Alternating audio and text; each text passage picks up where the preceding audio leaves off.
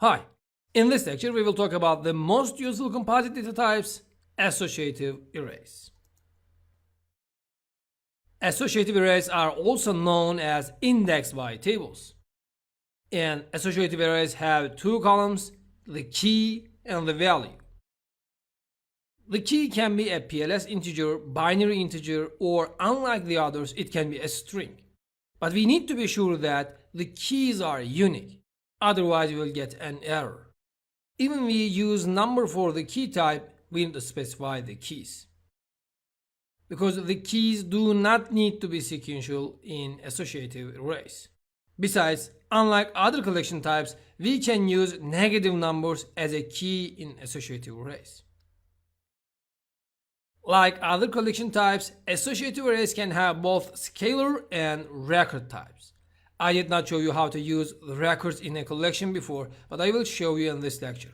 So you can use with the other collection types too.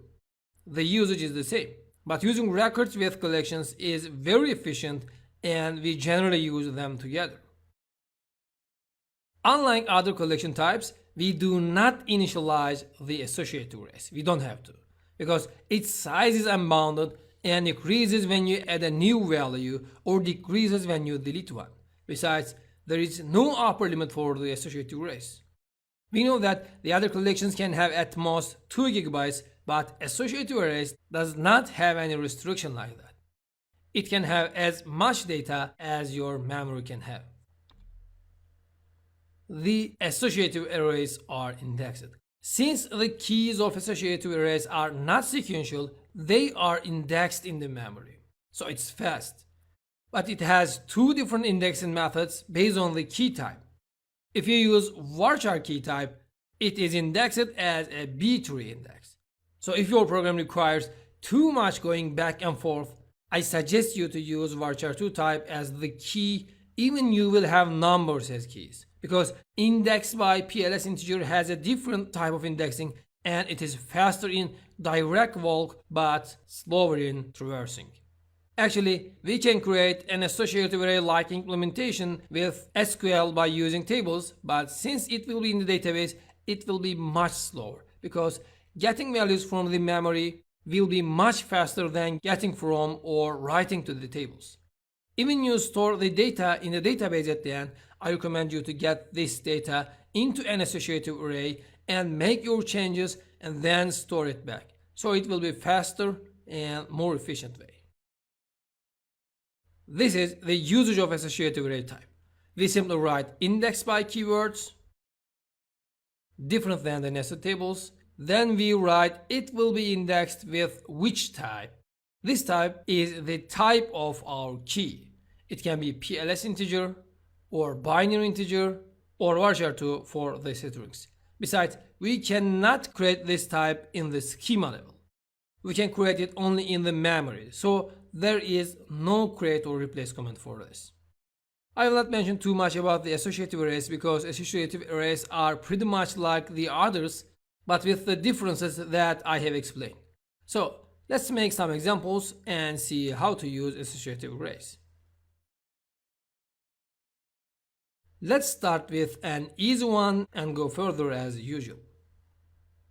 So declare. Now we will declare our type as usual, but this time it has a difference. Type e_list is table of employees that, let's say, first name person type and index by PLS integer. We use the index by clause and said that its key type will be PLS integer. We can use binary integers or varchar2 types in here. Now we will create a variable for the associative array. Amps e_list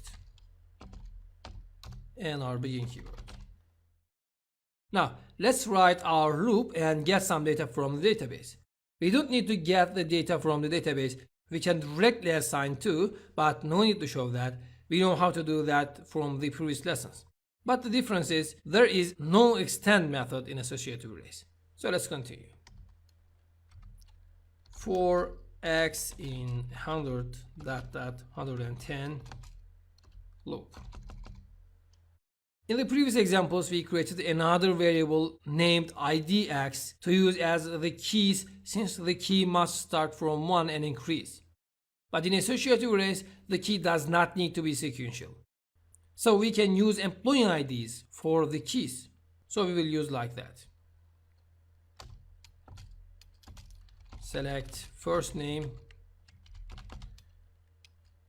into amps and x from employees where employee ID is equal to x and loop. Now, in the previous examples, we used 1.5 or 1.count. Now we cannot use something like that because our keys are not sequential. Actually, we can use 100.110 for this example, but it will not be true all the times. I will make a change and you will understand better. Besides, count returns 11, but if we try to reach to the employee with the ID of 11, there will be no result. So we will use first and last methods to walk through the associative arrays. Now let's continue. For I in amps.first amps.last loop. dbms output dot put line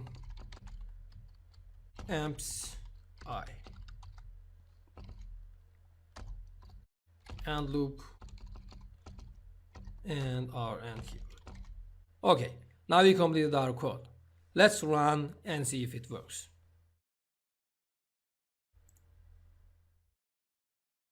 We have a problem here. Let's check it. Amp-x, we are misspelled.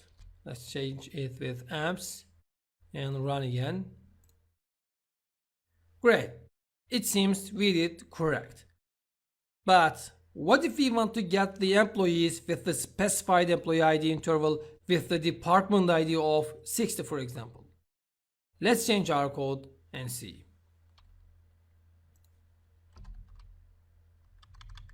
Let's say and department ID is equal to 60. Now let's run it again.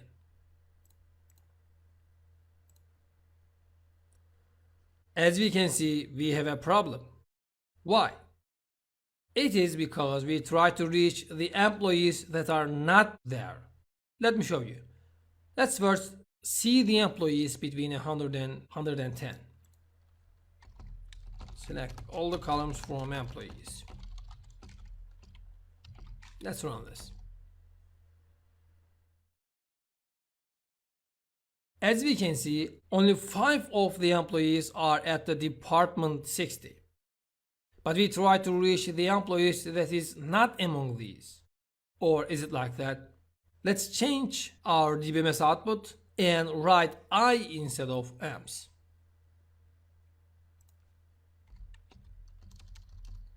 So we will not try to reach the amps in here. Let's turn the script output, clear up, and run again. As we can see, we still have an error. Now we understand that the error is not about that. It seems our select into class returns null and the program gets angry for that. So let's copy that and paste into another worksheet and change something.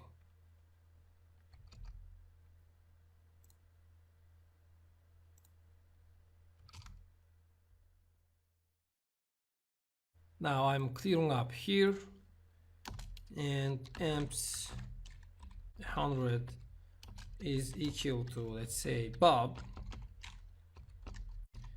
and let's copy that. 120 is equal to, let's say, Sue. And let me change the dbms output again. Now let's run it. As we can see, we still have an error. Actually, I intentionally got these errors to show you the wrong ways that you will most probably do in your work. I show you to say that do not use like that. Otherwise, you will get these errors. So let's turn back to our errors.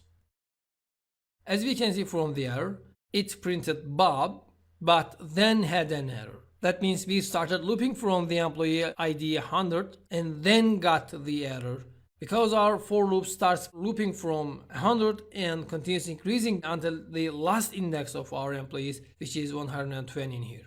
Since there is no value at the index of 101, we get that error. To see that, let's change amps I to I again.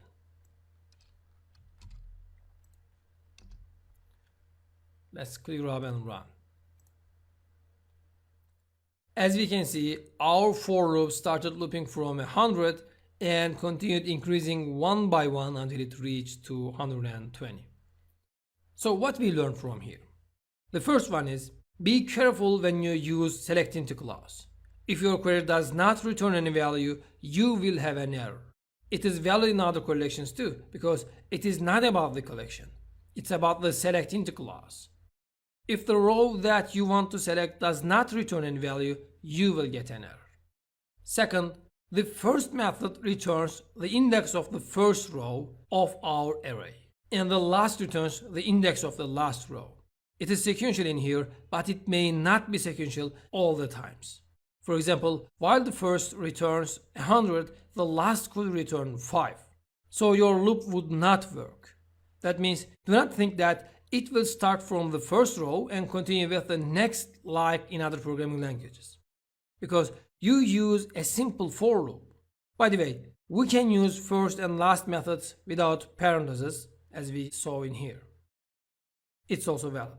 Okay, in this example, we could eliminate this error by using exists function, but this is not the actual solution. So is there another way for the associative arrays to loop? Of course. Let's see how we most iterate in associative arrays then. For associative arrays that does not have sequential indexes, we use while loops and some functions together. First, we need to add a new variable to keep the index value. IDX PLS integer. Now we need to get the first index of our associative array and keep it. IDX is equal to amps.first. Good. Now we will say that continue looping until the index value is null. We know that index value will not be null, but we can check it with the IDX variable. How? Let's see. While IDX is not null loop. Now let's delete our for loop and write amps and the ID of IDX. Here's the thing. In our while loop, we said that loop until our IDX is null. We get the first index value with the first function, so we can get the next value with the next function. I simply write IDX is equal to amps.next and IDX. If you call the next function of associative array with specifying an index, it returns the next index of the associative array. But that does not mean the greater one. The next one means the next key that was inserted after this key. I mean, the key can be a smaller value or greater or irrelevant if you used a string for the key. We will learn how to use with strings. So let's run and see if it works. As we can see, it worked. We iterate on associative arrays generally with while loops if our keys are not sequential. And this is how we use in while loops. Alright, now let's copy our select into class from the other worksheet and try to get our values from database.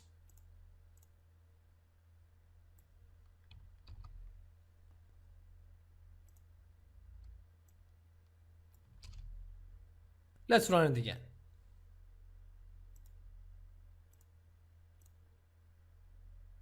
As we can see, we still have problem because of the select into clause. I mentioned that. So how can we handle that? We can handle that with using cursors, but we haven't seen cursors yet. We will learn how to do that in cursors section. So I will now delete the department ID restriction to avoid that for now. Alright, let's run it again and see if it works.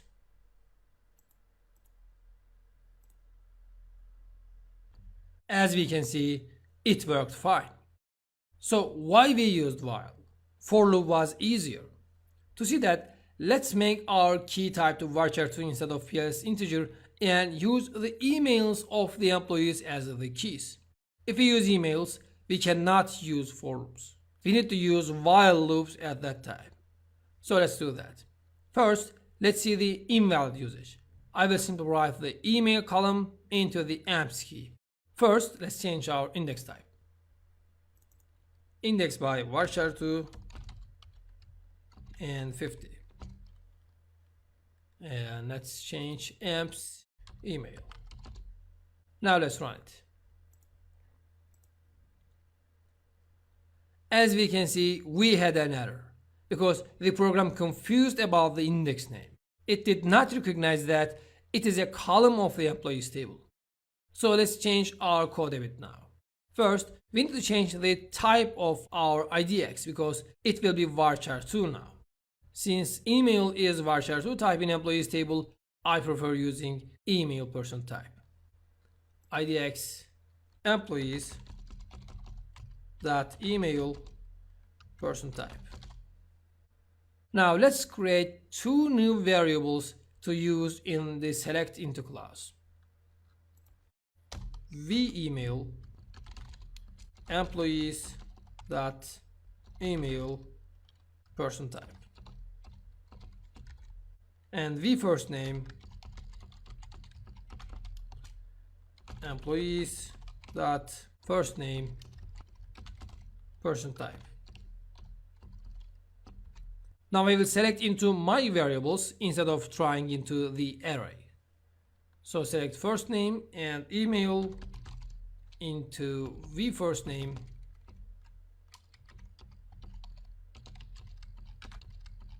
and vEmail. Now let's make our assignment of our associative array with the index of the emails. Amps email is equal to vFirstName. Now let's run it. The email must be declared, so I will use v_email. Let's clear up and run again. As we can see, no problem. We could use emails as keys. To see that, let's change our dbms output a bit and try to run again.